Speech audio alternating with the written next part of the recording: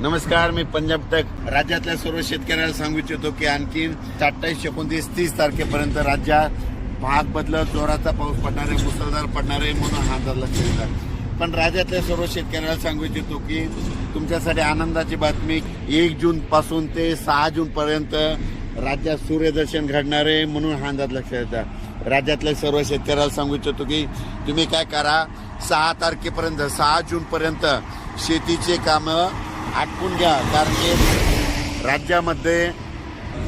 राज्यामध्ये 1 जून पासून तर 6 जून पर्यंत हवामान कोरडं राहणार आहे आणि त्यामध्ये सूर्यदर्शन घडणार आहे.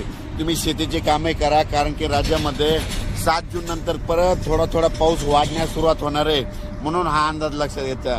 राज्यातल्या सर्व शेतकऱ्याला सांगू इच्छितो की 30 मे पर्यंत राज्यात दररोज भाग बदलत मुसळधार, कुठं अतिमुसळधार, कुठं रिमझिम पाऊस पडणार आहे म्हणून हा अंदाज लक्षात येतात. पण राज्यातल्या सर्व शेतकऱ्याला सांगू इच्छितो की पाऊस खूप झाला, जमिनीमध्ये ओल भरपूर आहे, पण पेरणीसाठी आपल्या शेतात दुरुस्त नसल्यामुळं सर्व शेतकऱ्याला एक आनंदाची बातमी की म्हणजे तुमच्यासाठी वरून राज्यात 5 ते 6 दिवस म्हणजे 1 जून पासून तर 6 जून पर्यंत रजेवर जाणार आहे. म्हणजे तुम्हाला शेती कामं करण्यासाठी वेळ देणार आहे. तुम्ही त्या 6 जून पर्यंत शेतीचे कामे करून घ्या, कारण की राज्यात 7 जून नंतर दररोज पाऊस वाढण्यास सुरुवात होणार आहे. म्हणजे 7 जून नंतर 7ला थोडा वाढणार आहे, 8ला परत वाढत जाणार आहे, 9ला परत वाढत जाणार आहे.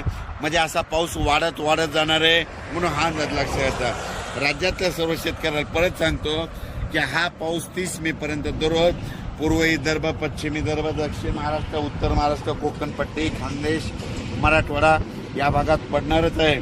पण जास्त पाऊस मुंबईला मात्र आणखीन 2 दिवस म्हणजे 27 आणि 28 2 दिवस मुंबईला इगतपुरीकडे खूप पाऊस पडणार आहे, पुण्याकडे खूप पडणार आहे म्हणून हा अंदाज लक्षात येतात. पण राज्यात मात्र 1 जून पासून ते 6 जून पर्यंत सूर्यदर्शन घडणार आहे. शेतकऱ्याला कामं करण्यासाठी वेळ देणार आहे म्हणून शेतकऱ्यांनी 6 जून पर्यंत तुम्ही तुमचे कामं करून घ्या. 7 तारखेपासून राज्यात परत पावसाला थोडी वाढण्यास सुरुवात होणार आहे म्हणून हा अंदाज लक्षात घ्यायचा. जमिनीमध्ये ओल भरपूर आहे म्हणून तुम्ही तुमचा पेरणीचा निर्णय स्वतः घ्यावा. अचानक वातावरण बदल झाला तर लगेच